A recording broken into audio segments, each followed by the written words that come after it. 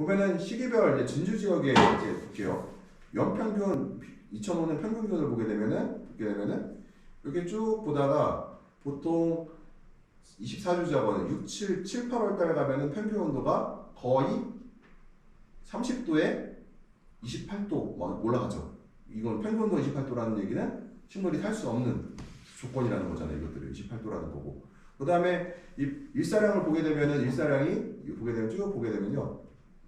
이걸 그냥 2000줄로 보면 돼요. 그냥 2500줄 보게 되면 되는데 보통 6월달 정도 되면 벌써 2500줄 정도 도달하는 날들이 많아지고 있고요. 그 다음에 그래서 이 상대습도를 보게 되면 상대습도 같은 경우는 어때요? 건조하다가 보통 7, 8월 때 들어가면은 거의 8, 90%까지 도달하는 걸 볼 수가 있어요. 이것들을 보게 되면. 굉장히 습도가 높다는 것은 내가 온실을 통제하기가 어렵다는 얘기가 될 것 같고요.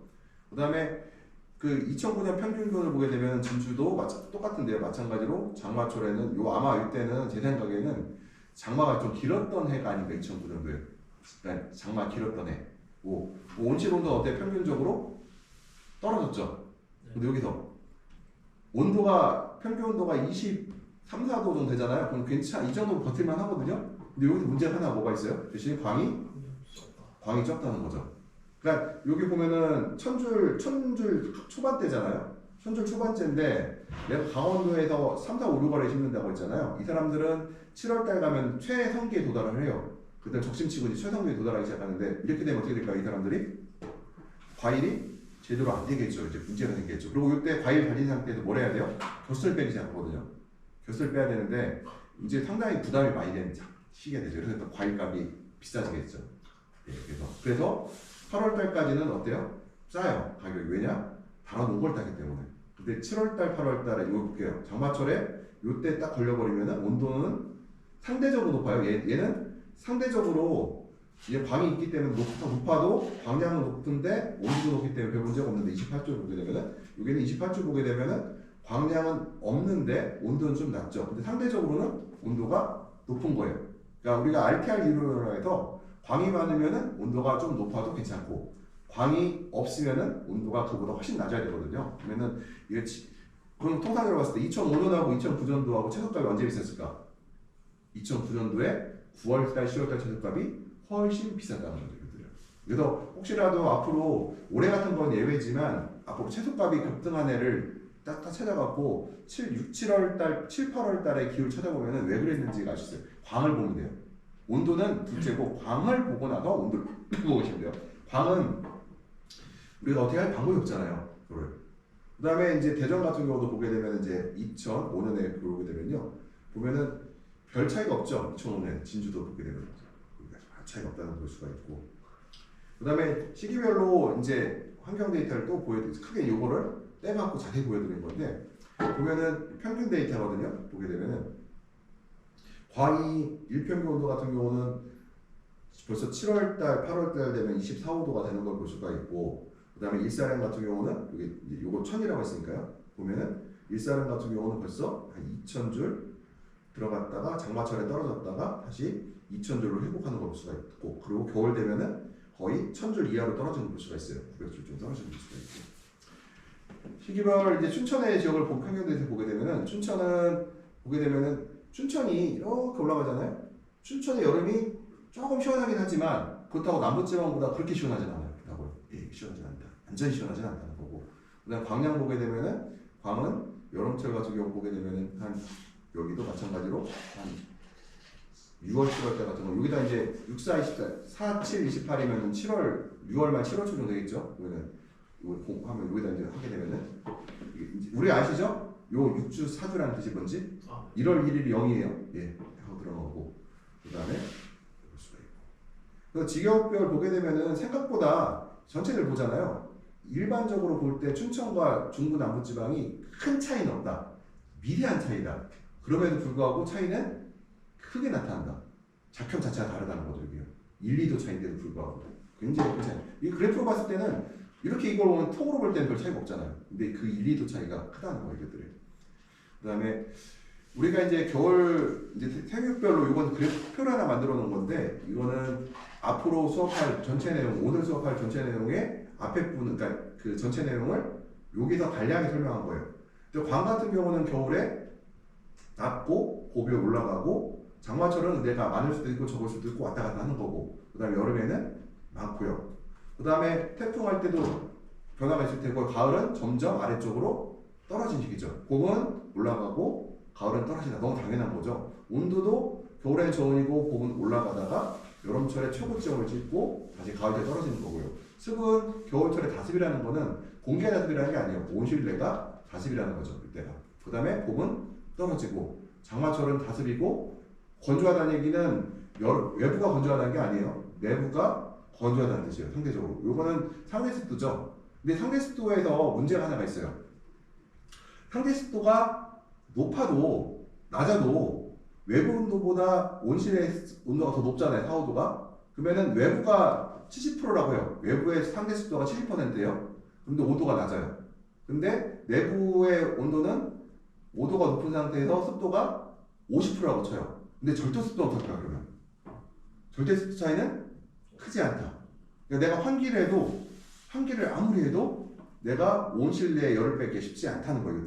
그래서 그리고 CO2 같은 경우는 우리가 우리 공급 같은 거 할 때 겨울철에는 좀 저로 공급하라는 얘기고요. 기타 적설, 물에 영향을 주는 것들, 황산화수소, 홍합가루라든 거, 그 다음에 홍수, 그 다음에 바람 이런 것들. 보면 우리가 이제 겨울철에는 영양생장이고요. 봄에는 생식으로 가고 장마철에는 상황이 더 달라지고 다시 여름철에는 생식으로 갔다가 다시 가을에는 영양으로 가죠. 그래서 이것이 계속 반복된다는 것들이고요. 그 다음에 작물은 게으르다는 거는 천천히 성장한다. 그때는 천천히 성장합니다. 그 다음에 장마철에는 그래서 점점 성장 속도가 빨라지다가 그 다음에 장마철에는 상황이 더 달라졌다가 그 다음에 여름철에는 뭐예요? 이때는 도장한다는 얘기예요. 지친다는 얘기는. 내가 그러니까 속도가 빠른 건 좋은 거예요, 나쁜 거예요?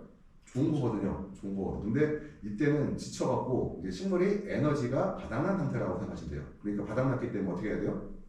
이거를 운동을 덜 시켜야 되는데 운동을 덜 시키는 방법이 뭘까요? 온도를 낮추는 방법인데 온도를 낮출 방법이 없다는 거죠. 그때는 우리가 뭐랄까요? 우리가 예를 들어서 등산을 가는데 지쳤어요. 누가 이제 같이 3명이 가는데 한 사람이 지쳤어요. 그럼 우리가 어떻게 그 사람 거를 짐을 덜어서 조금 그러니까 그래도 힘이 남아있는 사람한테 덜어주죠. 그러고 나면은 그 짐을 덜은 사람은 어때요? 다시 산을 올라갈 수가 있죠. 이거 마찬가지예요. 그러면은 여기서 짐은 뭐예요? 과일과 꽃이 되겠죠. 과일과 꽃을 제거한다는 거. 그 다음에 가을 가면 다시 장로 속도가 느려지고요. 겨울에는 제한인자가 여기서 제일 중요한 게 이거예요. 우리가 겨울에는 제일 제한인자가 바로 광이다. 생육의 제한인자가 광이에요. 그 다음에 봄에는 뭘까요? 바로 일교차다. 일교차에서 우리가 생육이 문제 생기고 생산성이 떨어지는 문제가 바로 일교차 안에 큰 것들이에요. 그것들이요. 온실내 일교차를 줄여줘야 되는데 일교차가 지나치게 크다는 거. 그래서 장마철도 또 광이고요. 여름에는 온도겠죠. 이거는 온도도 그냥 온도가 아니라 뭐예요? 항상 광대비 온도를 얘기해야 되는 거고요. 광대비 온도예요. 예를 들어서 내가 고온다격 호텔에 있어서 광이 하나도 안 들어오는데 28도와 내가 알루미늄 쳐서 3,400W가 들어오는데 32, 3도는 32, 3도가 더 좋다는 거예요. 이건 항상 상대적으로 해서 이 온도를 얘기할 때 뭐라고 얘기해야 된다?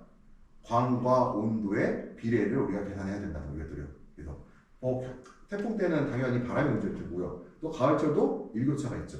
그래서 이 두 번의 일교차, 가을에 일교차가 발생하게 되면은 작물이 곰팡이병이 많이 만들어지고요. 특히 일교차가 심하게 되면은 식물 모양이 달라져요. 어떻게 달라지냐면은 피라미드예요. 일교차가 클수록 이렇게 돼요. 이렇게. 그러니까 아래쪽 위로 갈수록 잎이 작아져요. 갈수록. 예. 근데 이게 피라미드가 좋을 때도 있어요. 언제 좋냐? 내가 작기를 마무리할 때. 내가 무슨 일이 있어서 조금 더 작기를 마무리할 때는 일교차를 좀 크게 돼서 이 피라미드 모양을 일부러 만들기도 해요. 일교차를 크게 되면은 야간 난방이 좀 덜한다는 얘기잖아요. 그 얘기는 바로 내가 난방비도 좀 덜어갈 수도 있고 일교차가 커지면 과일의 그 익는 속도나 비대가 빨라지거든요. 이런 것들은 그러니까 비대가 빨라져서 과일로 양분이 많이 가다 보니까 잎이 작아진다고 보시면 돼요. 그래서 이 피라미드를 오히려 만들 때도 있지만 일부 그렇게 유도할 때도 있다 이런 상황이거든요. 그래서 제한이자가 광, 일교차, 일교차라는 거고 우리가 그래서 사람들이 흔히 얘기할 때 광에 대해서는 얘기를 많이 해요. 온도도 그 다음 얘기를 하는데 이 일교차에 대해서는 사실은 별로 얘기를 안 하시더라고요. 실제로 우리가 3, 4, 2월 말부터 시작돼요. 2월 달 하순부터 3, 4, 5월까지 일교차가 문제고 또 가을에 가면은 9월 중하순부터 10월 말까지 11월 초까지는 일교차가 가장 큰 문제가 된다 이것들이에요. 왜 우리가 일교차를 적게 만들려면은 우리가 어떤 역할을 해야 될까요? 아마 스크린에 대해서 한 번 더 설명을 드릴 건데 우리가 일교차를 적게 하려면은 환기와 스크린을 적극적으로 활용해야 돼요. 그러니까 내가 환기를 하려고 하면은 일교차가 큰 시절에는요 외부 온도가 너무 낮단 말이에요 아직은.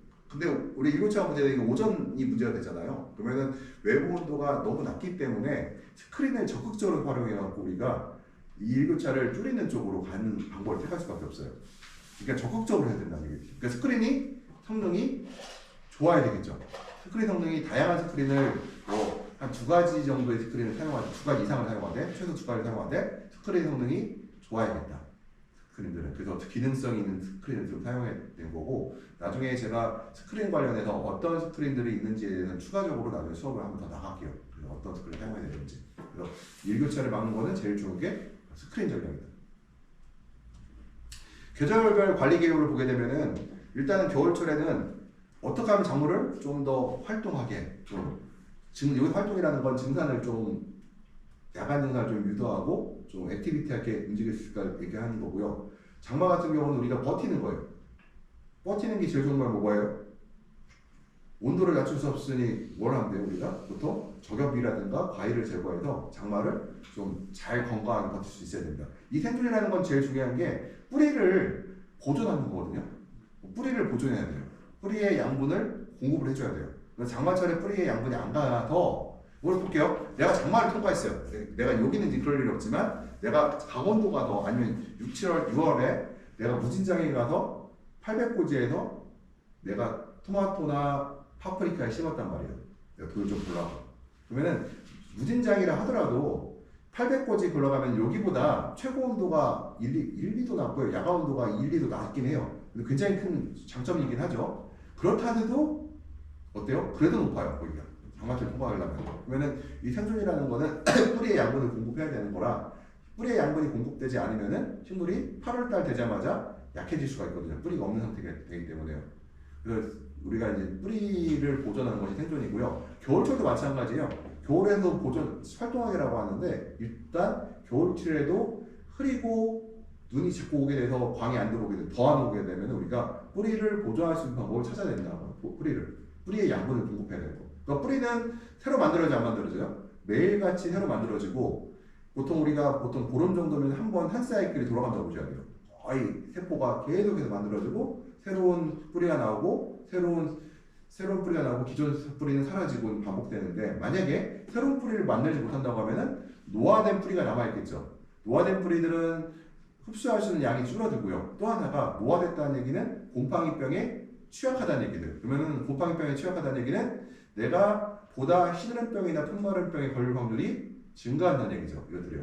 그래서 사람들이 오해하는 소지가 하나가 있는 게 우리가 병이 발생하면은 배지에 뭐 세도모나스가 있냐, 푸타리움균이 있냐, 뭐 이런 것들 다 따져보는데 그 전에 그것들은 없는 배지가 있을까요? 없어요. 다 있어요. 밀도는 차이가 있을 수가 있겠죠. 근데 병이 발생하면 밀도는 올라갈 거예요. 분명히. 그렇지만 그 전에 해야 될 것이 뿌리가 그런 미생물로부터 침투가 안 되게 뿌리를 건강하게 강건하게 만드는 것이 우리가 중요하다는 거죠. 이것들이. 그리고 우리가 재배적 저항성이라고 얘기를 해요. 그걸 갖다가. 그래서 시드름병, 풍마름병 같은 경우는 뿌리에 도는 모든 병들은 뿌리의 양분이 충분히 공급되지 않기 때문이라고 할 수가 있고 그래서 이 생존이라는 얘기는 뿌리의 생존을 얘기한다. 뿌리가 생존돼야지 내가 버틸 수가 있다는 거고 그리고 뿌리의 생존을 위해서는 사실은 뿌리에 양분이 공급되는 것도 있지만 많이 공급돼야 돼요. 뿌리의 양분이 충분히 공급되면은 뿌리에서 우리가 근류균이라고 해서 뿌리 주변에 토마토나 파프리카나 오이와 같이 살아가는 그런 균지들이 있어요. 이것들을 내가 걔네들한테 양분을 공급하게 되면 걔네들이 나의 뿌리를 그 토마토나 오이 그 기주의 뿌리에 접근을 해서 그 뿌리를 보호막을 만들어 버리거든요. 그리고 이것들이 식물이 더 물이나 양분을 흡수를 할 수 있도록 도와주는 기능들이에요. 이것들이. 그래서 그리고 광은 우리가 겨울철에는 우리가 수강량을 증대하는데 목적을 갖는데 수강량 증대라는 건 뭐예요? 초대를 수강량은 뭐 우리가 광량을 많이 만들 수는 없잖아요. 수강태세를 우리가 좋게 만든다는 것들. 수강태세라는 거는 우리가 잎을 저격을 해줄 수도 있고 예를 들어 유인 간격을 벌려줄 수 있어요. 예를 들어서 내가 유인감을 좁혔다가 최대한 벌려주게 되면은 광의 수강량이 증가하거든요. 그리고 밀식이라는 것도 있죠. 내가 밀식하지 않으면 되고요. 밀식이라는 거 하지 않으면 되고 장마철 같은 경우도 수강량 증대인데 우리가 광을 늘릴 수는 없잖아요. 그래서 장마철가 되기 전에 장마가 뭐 7월 20일 날 6월 20일부터 장마가 시작됩니다면은 한 6월 10일부터 우리가 적극적인 저격이 들어가서 장마 전에 저격을 완성시켜놔요. 잎을 적게 만들어놓는 거죠. 그럼 수강량이 증가되겠죠. 우리가 이제 장마가 끝나고 나면 뭐예요? 봄에도 처방을 해야 되지만 여름에는 적극적인 처방이 들어가야 되겠죠. 봄에도 처방을 해야 돼요. 봄에도. 그 다음에 이게 9월 중순까지는 처방이 들어가야 된다는 거고 가을철도 마찬가지로 9월, 10월부터 11월까지는 점차 광량이 부족한 시기가 된다. 그 다음에 겨울철에는 우리 온도 관리, 최저 온도 관리가 되고요. 조기 가온, 그러니까 조조가온을 얘기하는데 이 조조가온 같은 경우는 하면 좋은데 조조가온에서는 저는 별로 없어요. 나중에 또 추가적으로 난방을 설명드릴 거고 봄은 일종 온도차 증가, 아까 말씀드렸듯이 온도 편차를 줄이는데 우리가 노력을 한다는 것들. 장마는 그 부분 가온이라고 해서 우리가 그로울 파이프라고 해서 최소 난방 파이프가 있다고 하면 상당히 유리하다. 식물체의 체온이 높게, 그러니까 그로울 파이프를 이용해서 우리가 공기보다, 그러니까 식물체의 체온을 조금만 높게 하고 식물체 주변의 습도를 낮춰주긴다고 하면은 식물체가 장마철에도 보다 활기적, 활동 있게 증산할 수 있고 식물체가 증산한다는 얘기는 식물이 여러 가지 필요의 양분을 빨아먹을 수 있다는 얘기가 돼요. 그러니까 우리가 증산을 못한다는 얘기는 뭐냐? 바로 양분을 흡수가 안 된다는 얘기거든요. 그러니까 장마철이 끝나고 나면은 강원도 지역이나 그러니까 북부 지역에서 어떤 일이 발생하냐면은 배꼽 성모라든가 양분의 결핍 증상들이 발생을 시작해요. 왜냐면은 식물은 장마철에도 성장을 해요. 성장을 하는데 증산을 못한다는 얘기는 칼슘과 분소 같은 무기온의 흡수가 낮아졌다는 얘기거든요. 그 양분의 흡수가 안 됐다는 얘기는 세포에서 양분의 기하 현상이 발생했다는 얘기가 굶주렸다는 거죠. 그러니까 굶주린 세포들은 외부의 침입에 대해서 약한 세포가 되고 그러다 보면은 장마철을 통과하면서 약한 세포들이 된 것들은 병이 발생하기 쉬운 조건들이 되고 뿌리가 썩을 수도 있고 여러 가지 곰팡이병들 올 수 있는 조건이 되고 또 하나가 배꼽성과의 파프리카나 토마토에서 배꼽성과의 주 요인이 된다는 거예요. 이것들이요. 그래서 여름에는 냉각인데 최대한 우리가 어떻게 시원하게 만들 것인가를 뭐 당연한 거고요. 가을도 마찬가지로 봄과 같다. 습도는 이제 우리가 겨울철 같은 경우는 제습에 대해서 우리가 얘기를 하죠. 제습.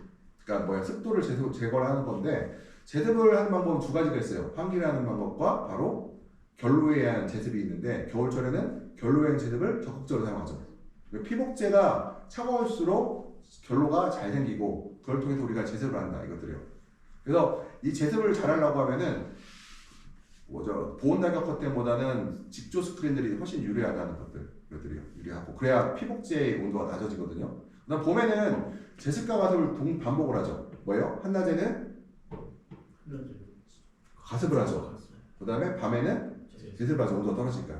장마철에는 습도를 떨어뜨려야 되는데 떨어뜨릴 방법이 아직까지 우리한테는 마땅치 않아요. 그렇지만 우리가 제습을 한다는 건 뭐냐? 환기를 통한 제습을 할 수는 있어요. 우리 3대 습도를 보면은 비가 와도 외부 습도가 100%라고 해도 내부 습도가 100%라고 하더라도 우리가 창을 열어버리면 제습이 돼요. 왜냐하면 온실 내부의 온도가 더 높거든요. 아무리 그래도 온실 온도가 높다는 얘기는 절대 습도가 높다는 얘기고 절대 습도가 높다는 얘기는 환기를 하게 되면은 아무래도 제습이 된다는 얘기거든요. 여름에는 뭐 가습을 할 수도 있고요, 가습을 안 할 수도 있고요. 여름철에는 그 다음에 가을철 같은 경우는 가습과 제습을 또 반복하게 되죠. 그 다음에 이제 우리가 이제 CO2의 공급에서 얘기를 할 때 가을철과 겨울철에 이제 CO2를 공급하게 되는데요. 봄에도 할 수가 있어요.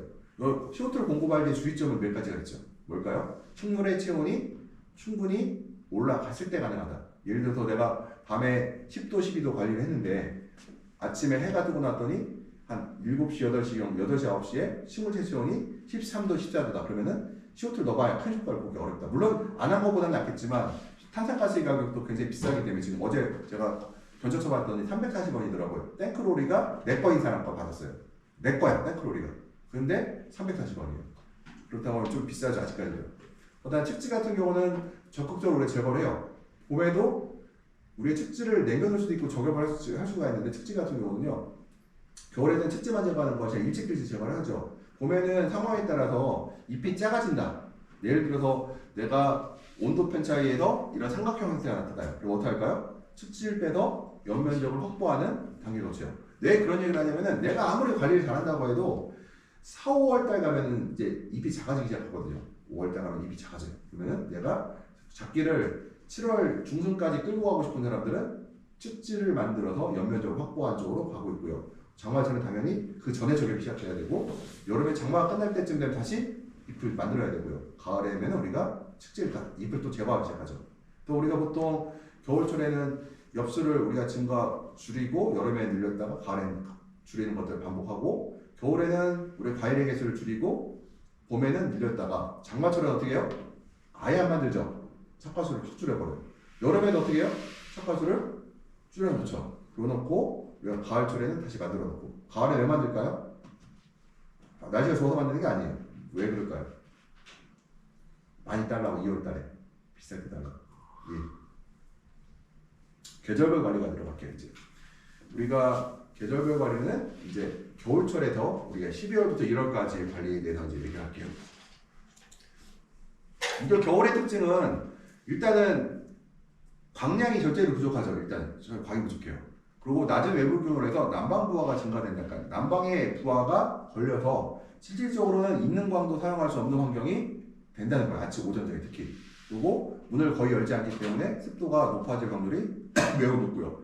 그리고 환기역제로 인해서 온실내 CO2가 부족한 경우가 있어요. 그러니까 항상 부족한 건 아니고 왜냐면은 이 CO2의 농도를 얘기를 할 때 뭐랑 같이 얘기해야 돼요? 광과 얘기를 해야 되고 또 온도랑 얘기해야 돼요. 그리고 여기서 온도는 식물체의 체온을 얘기해요. 식물체 체온을 충분히 유지가 된 상태에서 얘기되는 것들이다.